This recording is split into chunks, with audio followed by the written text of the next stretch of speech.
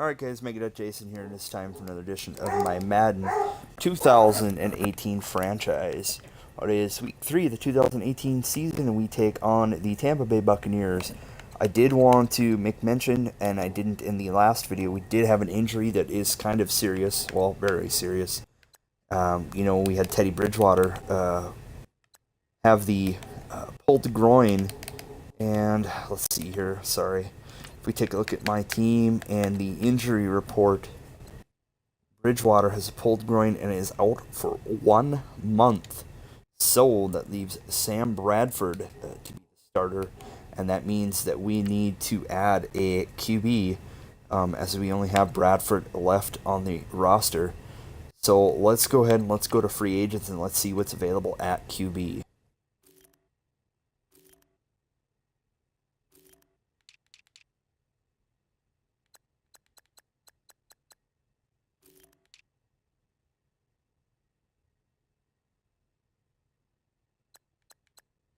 These are all the QBs that are currently on a practice squad, Kevin Hogan being the highest rated one at 69.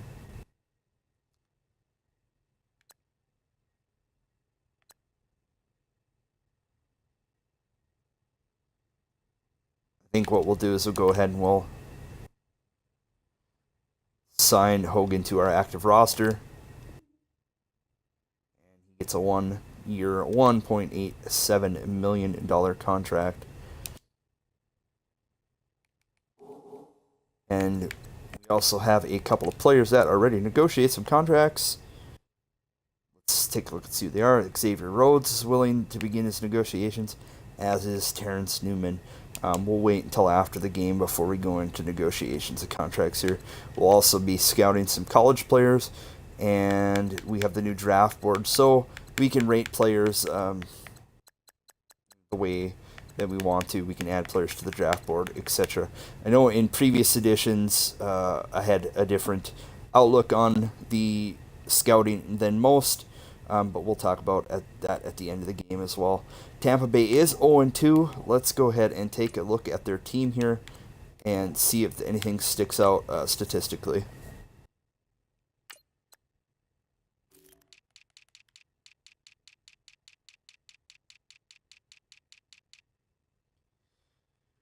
Jameis Winston has 343 yards passing, 1 touchdown, and 3 interceptions. Doug Martin leads the team with 112 rushing yards and touchdowns. Mike Evans has 11 receptions for 162 yards and 1 touchdown. So it looks like they are struggling on offense. So it is very possible that with our very solid defense, we should be able to shut down Tampa Bay. So let's go ahead and get this game started, and I'll talk to you all at the end of the game.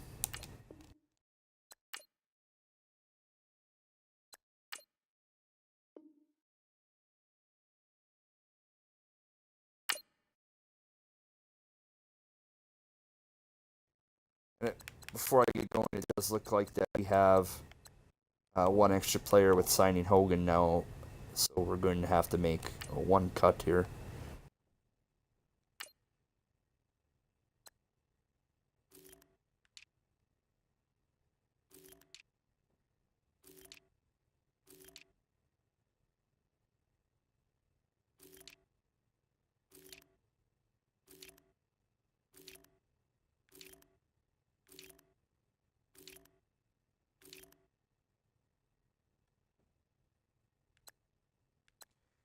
Stephen Weatherly is going to go to the practice squad.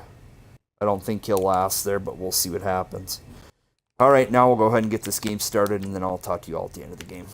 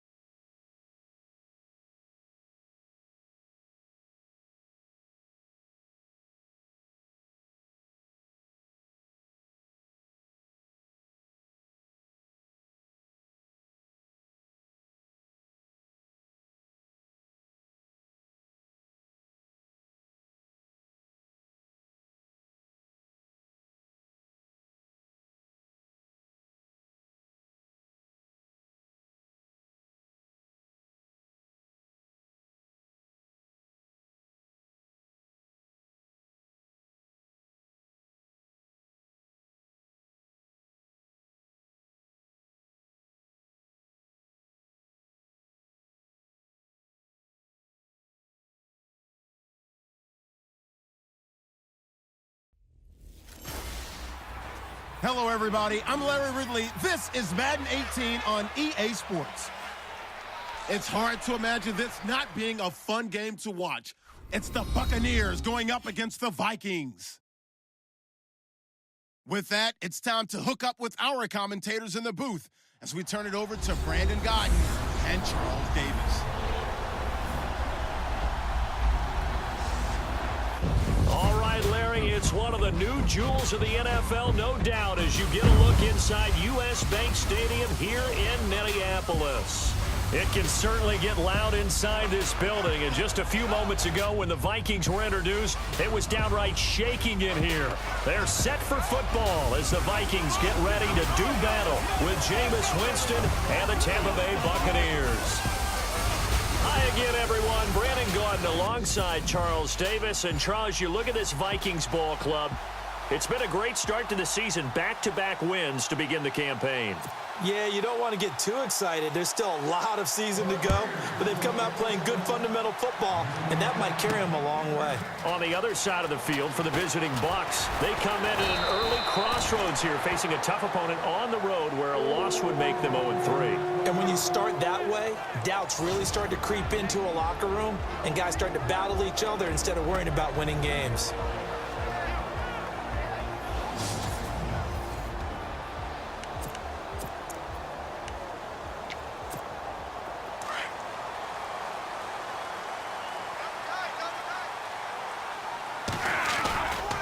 First carry now for the rookie, Dalvin Cook.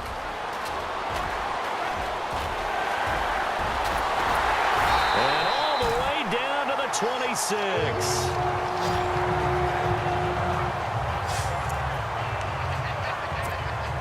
So the run gets them the first, and now they operate with a fresh set of downs. They go play action here on first down.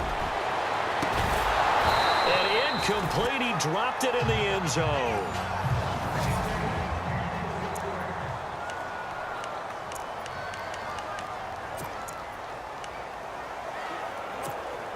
So the incomplete pass brings up second down.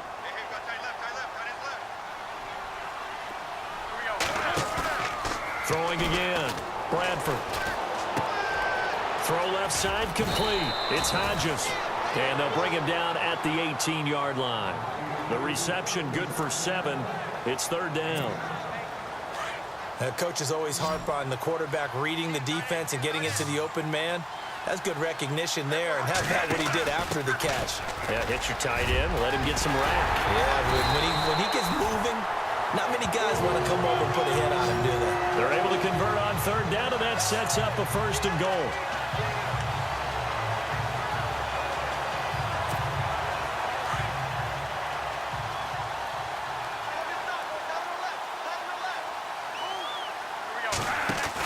Oh, they go with a tight end carry. It's a loss of 2 there, bringing up second down. I like the idea to mix it up from time to time because, let's face it, you can't be predictable.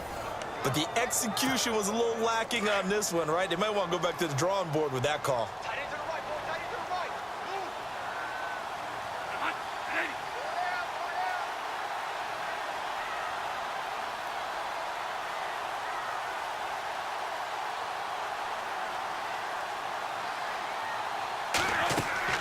Now a second down throw for Bradford. Into a double team, and it's intercepted. Picked off, it's J.J. Wilcox. Certainly not how they envisioned ending their opening drive here in the first quarter. Too many ones in this play. First quarter, first drive, first interception thrown. And that last one, that hurts.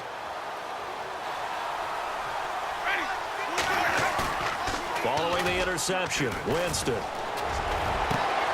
It's caught by Mike Evans. And he is going to feel that one. Knocked down hard at the 46. A good pickup there, 26 yards.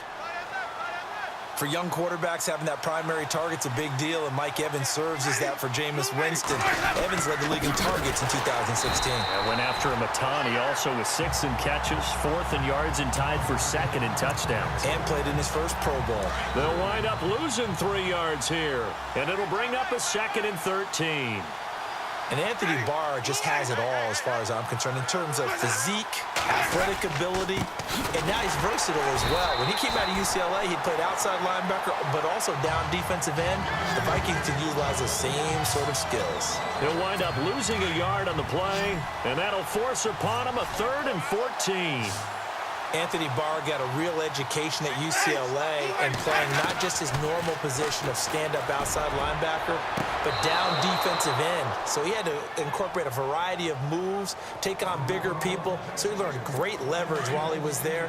That really helps him when he's trying to stop people running the ball. Born in South Bend, Indiana. Thought about going back to go to Notre Dame, but you're right. Great career at UCLA and now a great career in the NFL. Now Winston. Throw right side, taken in by Godwin. Personal foul, unnecessary roughness, defense. Now, I know it's an emotional game, Charles. You can't do that. And when you get into your film sessions and you argue your case with your coaches, that's exactly what they say at the end. You just can't do it. It costs your team.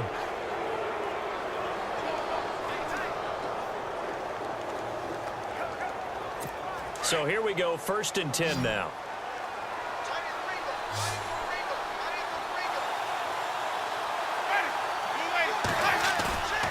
Jameis to throw it.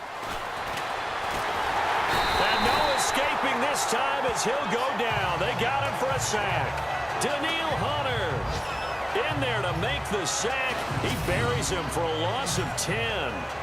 I know some of the talk after last week's loss was the O-line struggles. They gave up 4 sacks. He got hit here and taken down again, so that's something to monitor. It is something to monitor, but they've got to help their offensive line out. Maybe a little bit different play calling, right? Draws, screens, get the ball out of the quarterback's hands quicker, maybe some quick game passes. All of that to try and help slow down a pass rush and make things easier on their offensive line. And he's going to fight his way forward here for a modest gain. Give him 4 yards there, but still in a big hole. 3rd and long.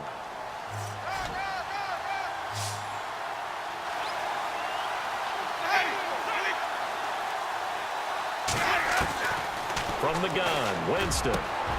That's complete. Middle of the field to Humphries.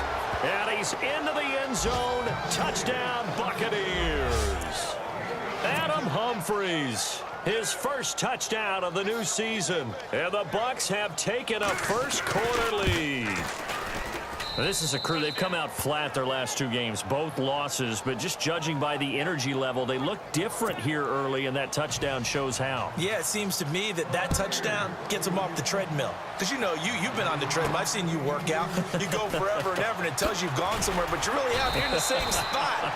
They've exchanged it for an escalator. Still got some hills to climb, but they can get there. These are good analogies. I run outside sometimes, though. You know, get some fresh air, a little sun on your face. A little wind in there. Yeah, that's right.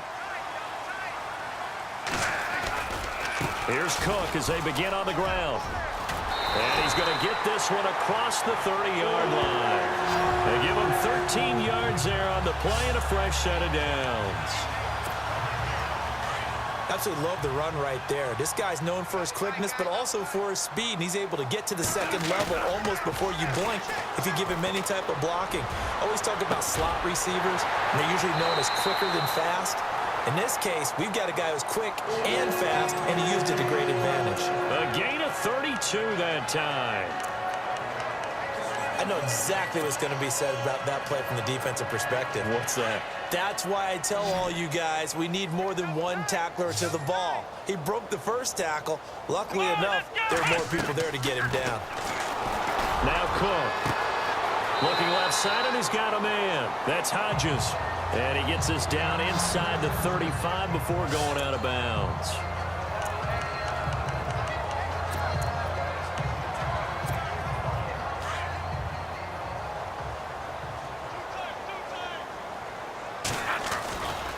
A give. This is Cook.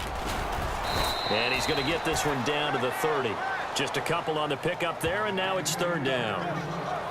Joe McCoy is always going to be linked with Ndamukong Suh. They came into the NFL in the same draft class. There was a lot of debate about who was going to be the better defensive tackle. They just do it two different ways. McCoy, more movement, more elusiveness. That allowed him to make the play there for a short gain. And that one incomplete. Had some position but couldn't hold on, and it brings up 4th down. It's been this way most of the afternoon, hasn't it? This secondary really put this receiving core on lockdown. Listen, they've worked together like a basketball team that's playing excellent defense. Great communication, doesn't matter whether it's man or zone.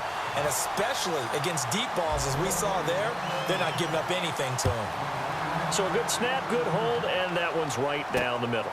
Never in doubt. Just the way you used to hit them, Brandon. And his guys will get the football right at the 20-yard line. And just one tick to go, so this will obviously be the final play of this first quarter.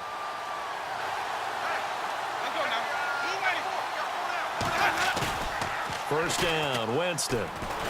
He's going to air one out. Looking for Evans, and it's intercepted. Picked off by Harrison Smith. And they get the football. They'll set up shop at their own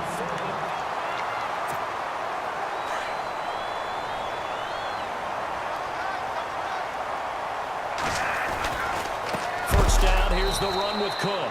And he'll be knocked down sideways. That's going to go as a loss of 2, and it'll be 2nd down. Wow, that play got shut down in a hurry. As soon as the snap came, you could see defensively they were just closing in. That was going nowhere. Yeah, you count on your offensive line to give you a little bit of space, a little bit of time so you can make a move. There was none there for him. They go play action. Now Bradford. It's complete to Laquan Treadwell. And he's brought down. A really nice pickup of 14 yards, and it moves the sticks. I think that's a big pickup for a first down because when you run a drag route against zone, you're sometimes asking for trouble because you might run into a defender. Yeah, well, there they ran into him. And no escaping this time as he'll go down. They got him for a sack. And plays like that really hurt play calling. They had a really nice gain on the previous play, but gave about half the yardage back on the sack. Excellent pressure up front. Nowhere to go with the football. Down he goes. Now Bradford. Oh, the pressure too great, and he goes down once more. Gerald McCoy in there to get him. And this pass rush strong now. That sacks on back-to-back plays. Gerald McCoy's game just translates no matter who is calling the defenses and what defense he lines up in. Inside, outside, his ability to rush the passers is just significant for Tampa Bay. Fair to say, hasn't been his best game throwing the football, but also not getting a lot of help out there either. Yeah, you nailed it pretty well, you know. He's got to throw it better, got to get more help. Obviously one that should have been caught. They've got to find a way to bring those two elements together so they can make some progress in this one. Oh, and what a play on special teams here. This is going to be down inside the 5, all the way down at the 2-yard line. A reminder coming up in the Sunday night game, matchup you don't see very often, a rematch of Super Bowl 18. The Raiders traveling to Washington. And then tomorrow on Monday night, we'll see the Cowboys heading to the desert to take on the Cardinals. Former NFC East rivals. 5 yards is the tally on first down. That brings up 2nd and 5. And that run, that changes the whole mentality about the drive right there. They were starting on their own 2-yard line. They just wanted enough space to punt the football successfully. Now they're talking about putting together a drive. And he finds the rookie from Alabama, O.J. Howard. And he is knocked down from the side at the 24-yard line. He goes for 18 there as the drive will continue. On draft night, I kept wondering, why is O.J. Howard still on the board? And they ended out at Tampa at number 19, and they're ecstatic to have this guy. He ran 4.51. Actually, the first time that the Bucs have ever drafted a tight end in round number 1, and they got a good one. Back-to-back nice gains. That one for 14 yards and another first. And the big guy catches the ball out of the backfield, and oftentimes it's quite a surprise to the guys playing defense because not ordinarily thought as a pass catcher, it often works when they decide to dial it up. And this time the yards won't come so easy as they'll, in fact, tackle him behind the line. And the offense will be looking to get at least some of this yardage back here. It's 2nd and 12.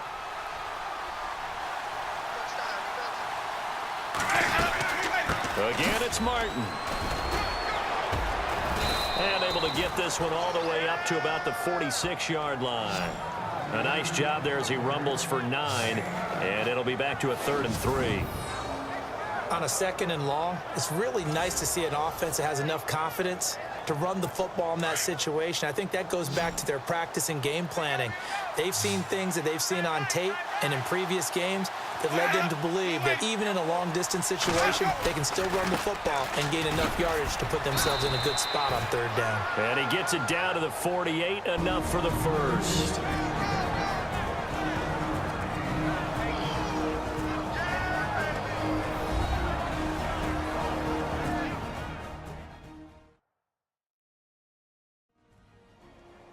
Back now, as I search for my cue card here, there we go. Coming up at halftime, Larry Ridley will join us from Orlando. He'll have highlights and analysis from our first half of play. Well read. Yeah, thank you. So it'll be first down here after the run.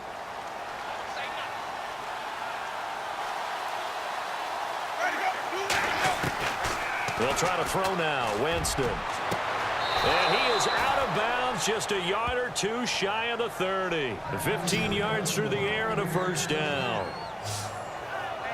And just a small glimpse there as to why they like this rookie so much. And that's why they lit up a little bit in our meetings with the coaching staff, didn't they? Yeah, when we talked about him, they did. Yeah, you know, they like his work ethic. You know, this guy's running every route well in the route tree and getting better at it all the time, really honing his game. They expect a pretty good jump out of him as things continue to move on. Neutral zone infraction, defense.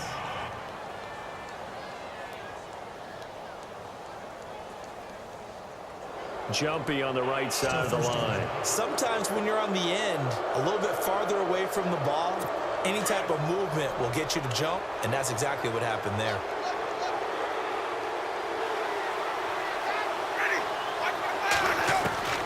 Working out of the gun, Winston.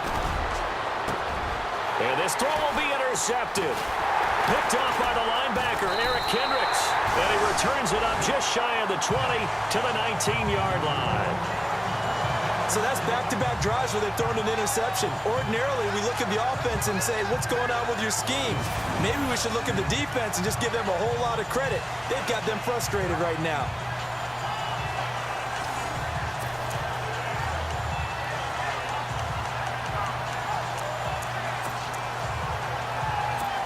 The Vikings offense now heading out to take over. They punted last time they had it. What steps, Charles, you think they have to take to make sure they don't do that again? Well, let's just go to the football 101, the trade expression 101. Win first down.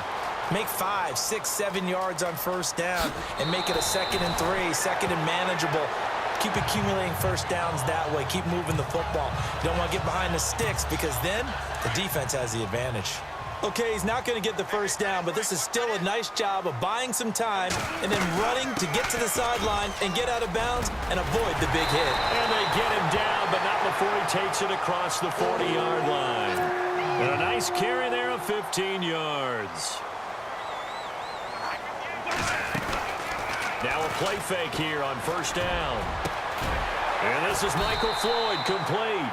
And he's taken down, but not before he gets this into enemy territory across the 40. And a nice gain of 21 yards. A first down throw for Bradford. And his throw is going to be incomplete. Stephon Diggs, his intended receiver.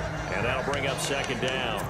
But one thing that I've liked defensively is that they've shown him a lot of different looks here in the first half. They've come after him. They've sat back. I think that's what you need to do to keep an offense guessing. And they certainly have kept them on their toes. That's why they haven't had much success on the scoreboard. And complete. Right side, the tight end Rudolph. And inside the 20 before he's brought down. So apparently some grabbing there in the middle of the O-line. I've often wondered why that doesn't happen more often for guys that play center. Having to snap the ball and then trying to get your hands into the proper position, that's difficult to do. He got caught that time. Going deep for Diggs. Oh, he dropped it. They were looking for him in the middle third. He couldn't catch it. Now third down.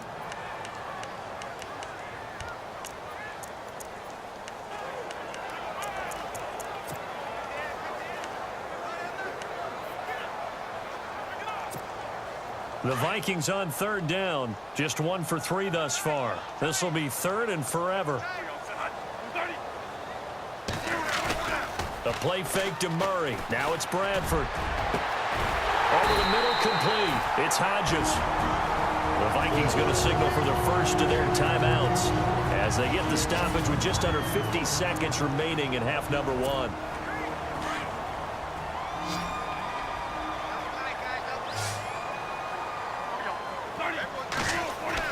Bradford now to throw on first down. And incomplete there, almost picked off. That's one you maybe expect your roaming free safety to come up with. But it's second down. A pretty rocky start in this game for the guy throwing the ball. Already has thrown 1 interception. Almost threw a second one right there. All he's doing right now is giving the defense a whole lot of confidence. A second down throw for Bradford. And on the left sideline, he caught it, but out of bounds, according to the head linesman. Incomplete, so the ball a little late getting there, and it's third down. This drive, which was going so smoothly, all of a sudden it's a little bit of a roadblock here with 2 straight incompletions. Yeah, apparently this defense has had enough. Apparently they're saying, no more. We're taking a stand right here, right now. But it is third and 10. They've got to get after him one more time. I know our vantage point might be a little bit better way up here, but that looked like an ill-advised throw to me. I didn't see anything open, and this play just didn't look right from the beginning. It did not. I thought he might get outside and just chuck it away. Dangerous pass, incomplete.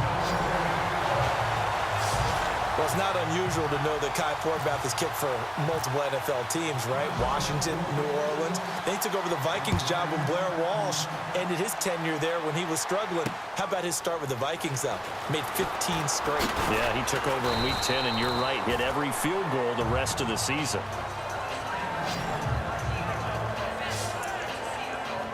And Tampa Bay trots out there now. And with time quickly fading here in the second quarter, not sure how aggressively, offensively they want to play this. I think we'll find out just how much they trust their guys in this situation if they decide to take a shot. And he'll take this up near the 35, maybe the 34. I'd say it's pretty good strategy. If you throw interceptions on back-to-back drives, let's see if the running backs can handle the ball a little bit, get things going. And also, you motivate your offensive line. I think they're in the mood to fire out and hit someone. I thought the defense, though, might be a little more prepared for that run. Pretty good gain on the ground. And we will skip the highlight show this week. Get right back to this Week 3 matchup. Both teams appear ready for the fight ahead, and we resume action here in quarter number 3. This is fielded at the goal line. And he'll take this across the 25, couple extra yards, up to the 27-yard line. Out come the Buccaneers. They'll have it first to start the third quarter. They have the lead. Now they'll be looking to extend that lead. And this is where I enjoy talking about one of my favorite subjects, tendency breakers, or counters as I also like to call them. You've done things in a certain way in the first half, and they've had the ability to see what you've done. They're going to make their adjustments. So guess what? You adjust yourself and try and stay ahead of the pace because you are looking for some separation in this ball game. The adjustment to the adjustment. Without a doubt. Show them one thing, hit them with something else. Following the penalty, Martin. He'll only get a couple up to about the 30. Tough day, tough sledding right there, and it's been that way the entire game. Not a whole lot of room to ramble for him. Yeah, you're right. It's been that way all afternoon. Didn't get a whole lot better there. They run it again with Martin. And he'll get this up only to about the 33. 2 yards on the carry there, and it's going to lead him to third down. I do know from experience that when you slow down someone's running game, you're now doing the dictating on defense. And guess what? Now you're getting ready to tee off on their quarterback because they have to throw it all the time. But you still have to be alert for the draws and other plays of that nature to make sure you don't get hurt. Open man is Godwin. It's complete. And he's got the first down as he's up to the 45-yard line. 12 yards that time for number 12 as they move the chains. And, boy, they had high praise for this rookie receiver when we asked the coaches about him, didn't they? They certainly did, and obviously they liked his measurables, otherwise they wouldn't have brought him onto the team. Height, weight, speed, all of that. But how about what they really said? Competitiveness. That's what they really liked about him. The way he goes after the football, competes for it, and decides when it's in the air, it's his and only his. On second down, Martin takes to midfield, but no further. Just a yard there. The Bucs on third down. A perfect 4 for 4 thus far. This is 3rd and 4.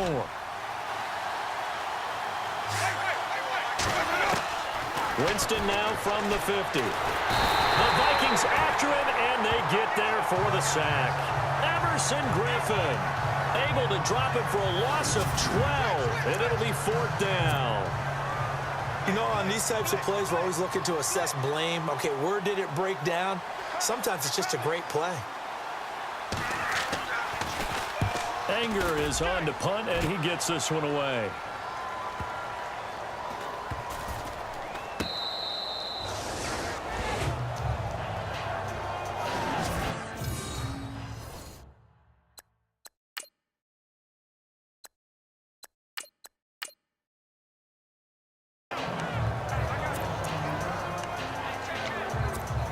Now we take a glance at the offense as they work their way back out for their first possession of the second half. They were able to get the stop defensively. Now a chance really to set the tone here in quarter 3. They can really take charge, can't they? And this is probably how it was drawn up at the half. I think we can go inside the locker room, all right? And I think we would see up on the grease boards, stop them defensively, get the ball back for the offense, and let's go downfield and score. Seems simple, right? The last part, we have to find out if that's going to happen. But the first part worked to perfection. Did exactly what they wanted, and now their offense has to pay it off. See if they can get the latter 50%. They got 18 yards out of that one, and it gets them a new set of downs. His position, and he's listed as a tight end, but he certainly doesn't run like one, and that's what we're seeing more and more coming into the league. Those guys who can run, make plays after the catch, and gain that additional yardage. And using that speed there to turn it into a pretty... Accelerating, and off he goes. Touchdown, Vikings. A big play there. 81 yards. And the Vikings are able to strike for 6. Well, they had their chances in the first half, you remember, but had to settle for 2 field goals. This time they come away with 6. I think they actually got affirmation about what they were doing by getting a touchdown, because the field goals means they got in range but couldn't quite finish it off. This time they broke through, and that's great for the old confidence. And on the sideline, difference of a feeling between 3 and 6, is it astronomical or no? It can be at times, that's for sure. A lot of times the field goal feels like a disappointment. The touchdown, well, that tells you you're getting it done. Forbath out to kick this one away. This is fielded at the goal line. And not a bad return here. He gets it out to the 25-yard line. And Tampa Bay trots out there now. And a tight game after punting last time. See if they can get something going on this drive. As they head to the field now, with the game this close, you've got to feel there's a sense of urgency for them going on offense right now. But they have to do it without letting panic creep in and affect their play. And it pops free. The collision there jarred the ball loose and brings up second down.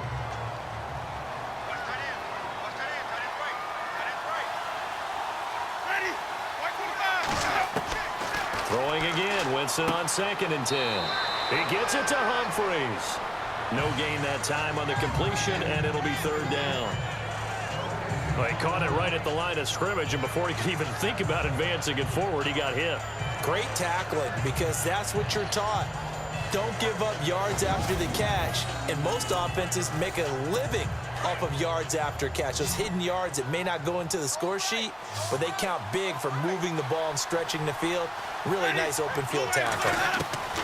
On 3rd down, Winston. And that is incomplete. And we're into the second half now, and this is an offense that continues to struggle to sustain a drive. Looks like they're just totally out of sync, whether they're running the ball, passing the ball like we saw there. I don't know. The rhythm seems off. Here's Brian Anger now. On for his second punt. He'd take a repeat of his first.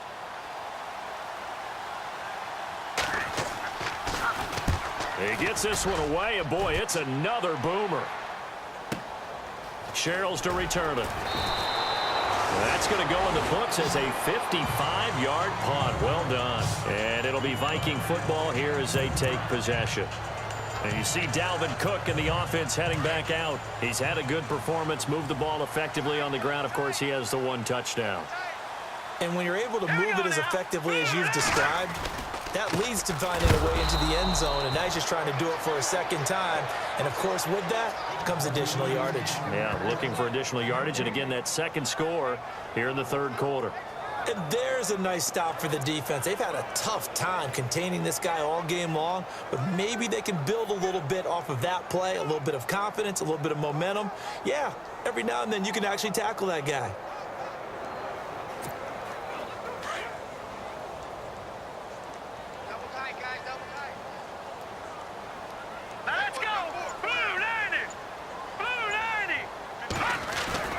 They run it again with Cook. And maybe a measure of revenge there. He's had his way in this one, but this time they get him behind the line.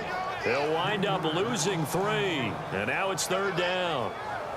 I don't know about you, partner, but I'm rubbing my eyes after that play. Did we just see that runner not get yardage? A big-time play by the defense. It does happen occasionally, even against the best running backs who are having big days. Off the play fake. Hogan.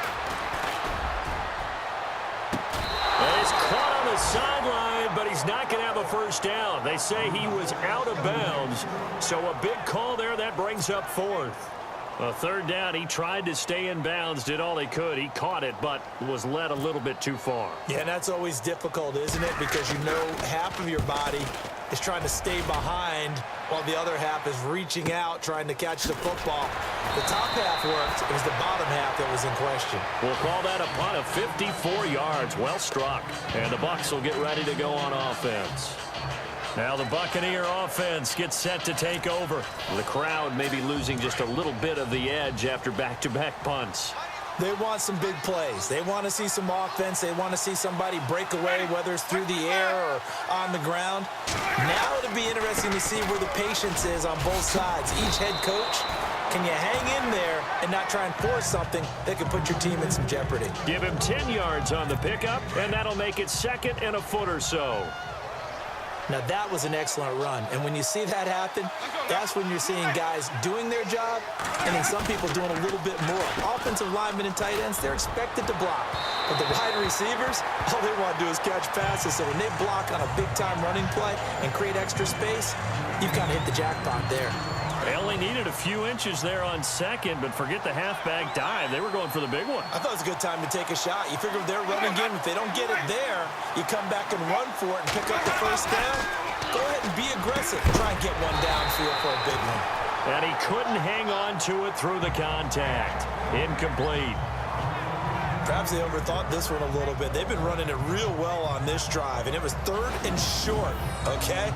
They decided to throw the football. Incomplete. Yeah, they might have thought just a little bit too hard about that play selection.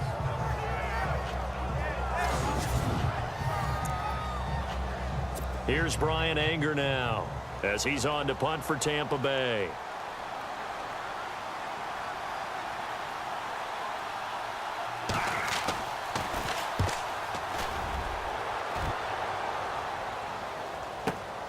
Here's Sherrills. So possession goes over here on the punt. And possession will switch here as this offense will come on deep in their own territory. And tough starting field position here. Let's go, please. They start the drive with Cook. And maybe a measure of revenge there. He's had his way in this one, but this time they get him behind the line. Back now at beautiful new U.S. Bank Stadium. It's the Vikings in possession of the football and the lead. They'll be looking to add to that total as we begin quarter number 4. Now Hogan. Flush to his right. And some room to maneuver. And he's taken down, but able to get this up to the 20-yard line.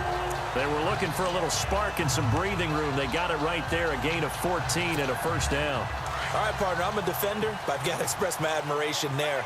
Moving around, making it happen, and instead of worrying about protecting himself, he goes and gets the first down. I've got to give it to him on that one. Normally, you don't want your guy taking shots, your quarterback, but it's winning time here in the fourth quarter. If he needs to make those plays with the legs, go ahead, right? Yeah, no doubt about it. At this stage of the game, all protections, they're off. Offense still needing 10 yards, second down. Here we go now. 3-19. 3-19. From the gun, Hogan. Open here, Adam Thielen. And he'll go out of bounds across the 35-yard line. They give him 17 yards that time as that'll move the chains. Defensively, they're okay with that. Short little route, tackle him inbounds. Okay. All right, cliche alert. It's time for someone to make a play because they've got to have something bigger downfield. They can't just take what they give them. They've got to force it and make something. And no escaping this time as he'll go down. They got him for a sack. Robert Ayers. He's the one that got to him. He takes him down for a loss of 9. Sometimes I watch games and wonder why they use play fakes on certain passing situations because it's not going to fool anyone. I don't know if that was the case here, but the end result was the same. No one fooled. Quarterback was hit. And the hit jarred it loose. It's incomplete. That would have been a great catch, but it's real difficult to hold on to it because it was contested all the way. Would have been a great play if he'd been able to haul that one in. Possibly a turning point. Big play coming. This is 3rd and long. Hogan now. A bullet throw, but incomplete. Sometimes the coverage is so good, no matter what you're doing on offense, you just can't shake anyone free. They try their best to find someone open, but they took away every passing alley, every angle, and shut the play down. Here's Ryan Quigley now as he's on to punt for Minnesota.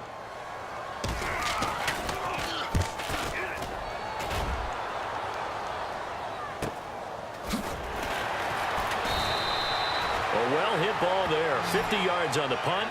3 on the return. And out will come the offense as they take over.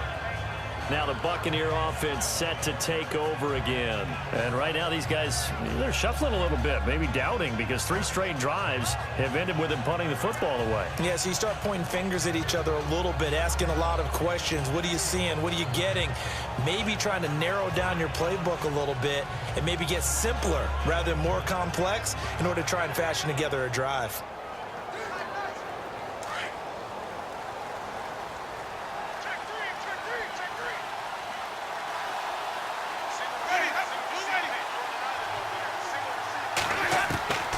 Jameis now on 1st down. Pressure coming from the Vikings, and they get there and bring him down. Everson Griffin in there to bring him down for a loss of 7. Now, that was just absolute perfect man coverage. Nowhere for them to go with the football. Led to a sack. And that's really difficult to do in today's NFL with all these gazelles running around that you're trying to cover in the secondary. And this will be incomplete. Charles Sims, the intended target. And that'll make it 3rd down. But not to get too overcritical there because he knows what he's doing, but his shoulders looked a little off kilter there when he threw that. I don't think you're being overly critical there. You're just analyzing it, and he gets those short. Pressure gets to him, and down he goes. Back at the 4-yard line. That's number 4. Sack number 4. They had 4 last week, so he's been down on the ground a lot. Partner, they say the eye in the sky does not lie. And that's indeed the case because they watched the game tape from the previous week, incorporated it into their own defensive scheme, and continued to get after this quarterback. And now this defense will be searching for sack number 5. Here's Brian Anger now as the drive goes backwards, so he's on to punt it away. So a short drop, but he's able to get it out, and this is a good kick. That's pulled in at the 32.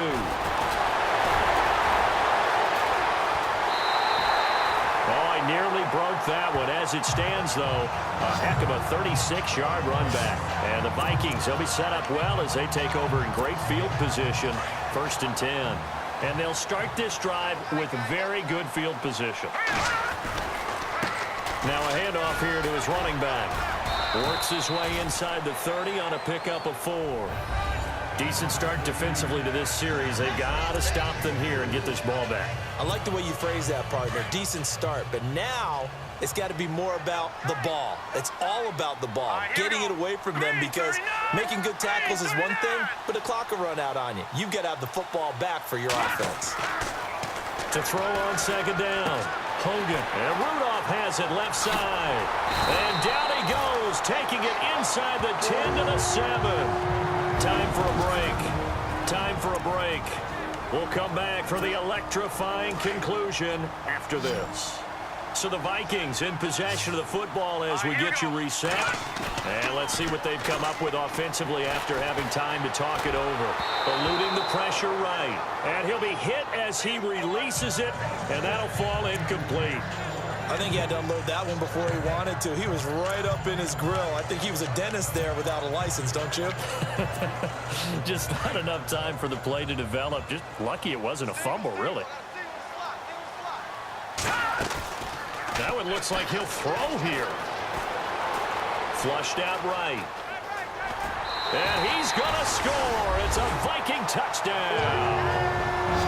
Kevin Hogan, his first touchdown here of the new campaign. And the Vikings find a way to stretch their lead. Well, it'd be real easy to say that they are firmly in control right now, but I'm looking at your face and I'm thinking I've got to be careful with that. Well, it's a 2-score game. You're inside of 2 minutes. I think you can breathe relatively easily now.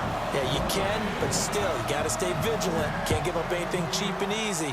That could put you in some jeopardy. On the return, this is Jaquiz Rogers. Our eyes shift now to the Vikings defense. They were able to force the 3-and-out last time, led to the punt, and then led to a touchdown for their crew, so they'll be looking for a little bit more of that, Charles. Well, I think that they created the spark with the 3-and-out. Gave a little momentum to their offense and said, all right, appreciate it, guys. And they took the ball downfield and stuck it in the end zone. And that defense wasn't out there long. They'll be trying to keep it short here.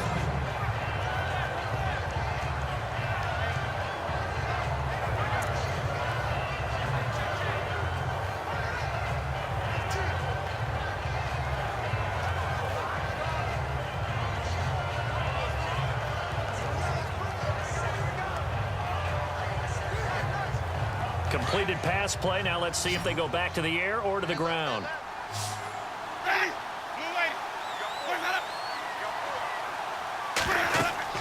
Now Jameis on second down.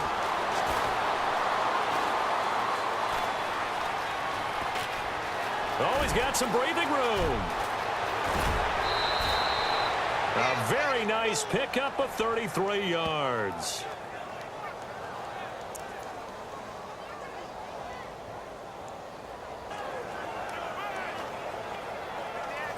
So after that big gain, let's see what else the offense has up its sleeve.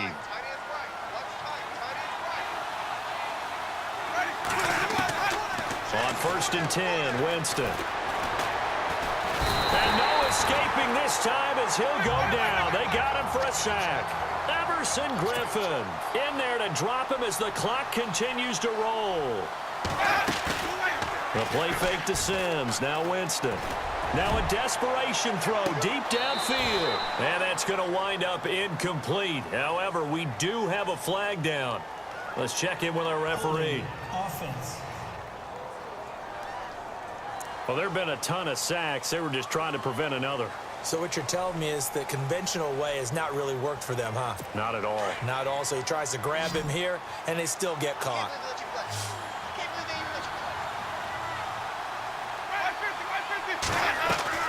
From the midfield stripe, they'll look to throw. And this one caught by Cameron Brate. And, oh, he is really laid out that time. Knocked flat on his back. They'll get to the line here, but remember, it's also 3rd down. Jameis to throw it. And he'll go out of bounds down inside the 15-yard line. Now the play goes for 19 yards, gives him a new set of downs. Defensively here, you've got the cushion, but back-to-back pretty big pass plays there. bend but don't break, but are they bending too much? I think that they are. To me, it'd be like playing basketball, and you put up a token press. Make sure you get up there and make them eat up some time. Make it a little bit of resistance. And no escaping this time as he'll go down. They got him for a sack. Everson Griffin in there to take him down, and the clock will roll. Now a second down throw for Winston. A hit as he throws there, incomplete. We've seen this quite a few times in this game. Offensive line unable to keep leverage, unable to keep people away, facing a lot of pressure. Fortunate just to get rid of it. One of the reasons they're down is that inability, though, to stop the pressure. We saw another example of it there. Third and long for Winston. And he is into the end zone for the touchdown. So they still need a miracle with a clock where it's at, but they get one piece to the puzzle done. Still have hope. Okay, game on. Don't go anywhere yet. You got a one-score game now. Probably going to rely on the onside kick coming up. Yeah, they have to. It's not a high percentage play, but it's better than not having a chance at all. And that's when you put your leapers and your flyers on one side, get that high hop, and hope that one of the guys can come up with it. And on the other side, get that hands team ready. No doubt about it. So that drive goes 8 plays, and it ends with a touchdown for the Bucs.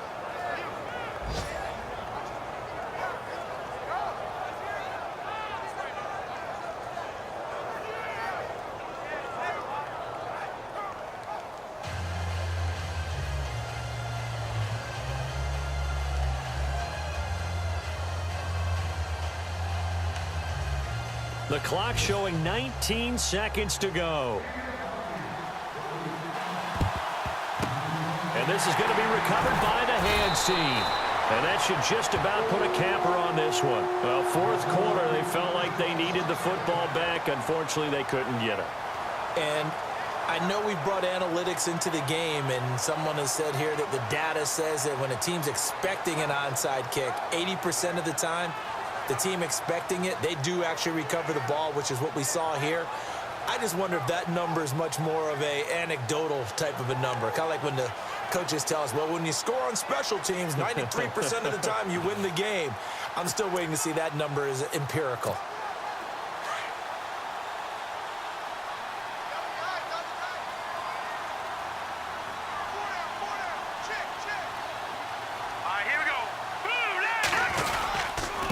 Going to give this time to the tailback.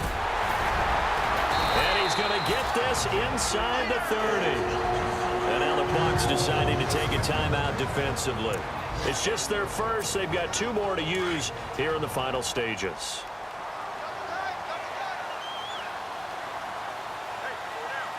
Here we go now. Green 39. Again, it's Cook. Might have gotten this one down to the 28, and that's all. And here come the whistles and a timeout with 7 seconds left.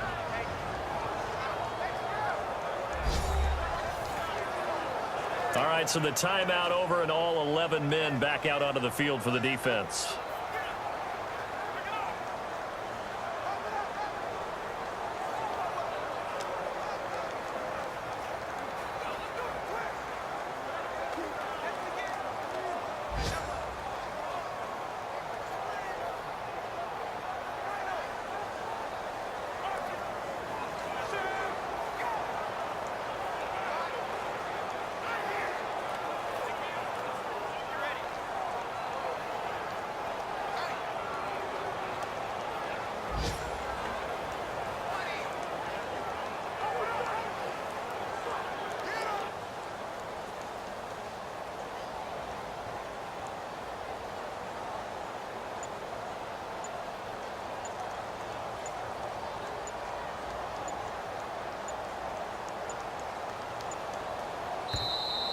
And the play clock is going to run out here. They're in no hurry to get a play off. So that'll back them up 5. Second down.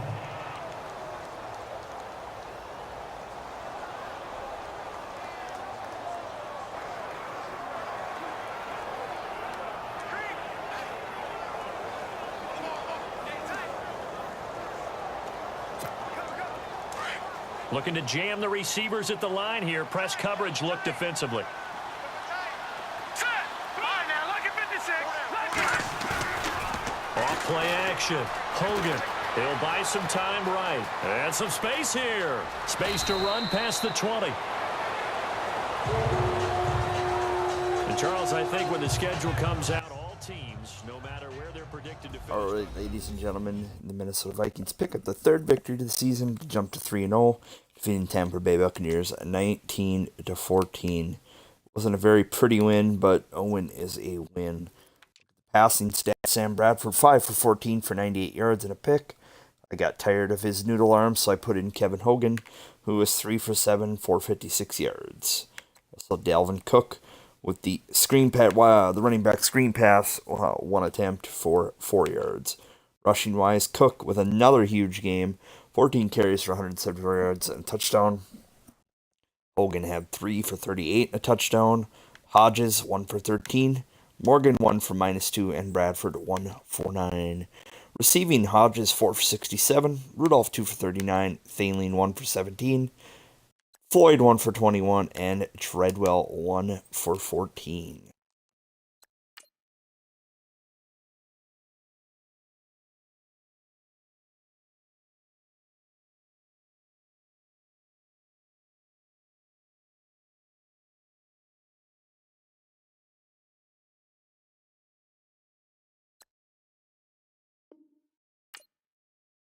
As I said at the beginning of the video, we do have some contracts here that are coming up, so we are going to have to attempt to re-sign a couple of players.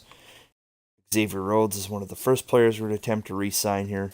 He is looking for $35.7 million over 4 years.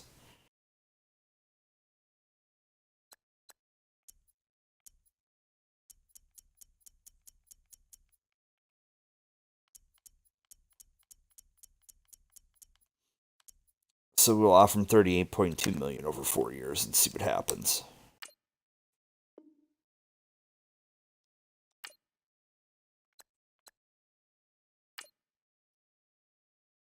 Does not like the salary, but does like the bonus and the duration. Terrence Newman is also up as well. The age of wonder at 38 years old. We're going to wait on re-signing him and see how it plays out throughout the season. And as I said, we do have some college players to scout. As you guys that have followed my franchise last year for Madden 17, I typically did not do any scouting for any of the rookies at all. However, I think this year I am going to do so, just so I can try to build a solid team.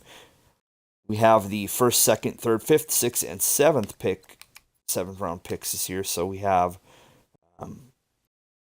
6 picks that we'll be able to deal with. And what I intend to do is name the players based off the 2018 draft class.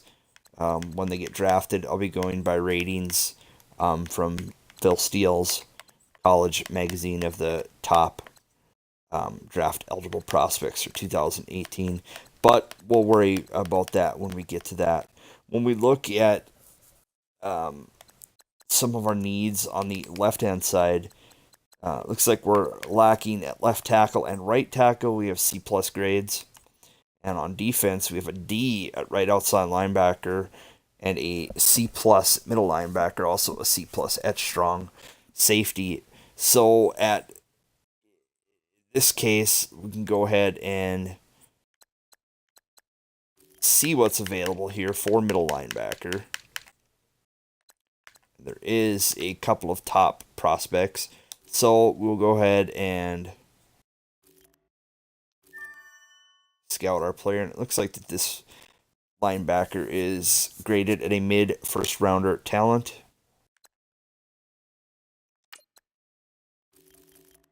This one is expected to be undrafted. Offensively, we do need the left tackle, so take a look at Lane Summers. He projected to go round 2. Take a look at Jaden Askew as well, who's projected to go early 7th. And being as we have a lower grade on the right tackle, we'll take a look at a couple of right tackles here as well. Kirby Dotson is expected to go round 1. Marcus Hardy is expected to go round 1 as well.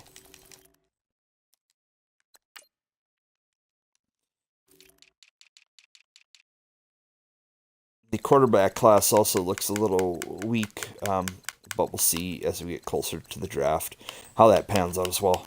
All right, guys, I'm going to end there, and then I will see you all in the next game.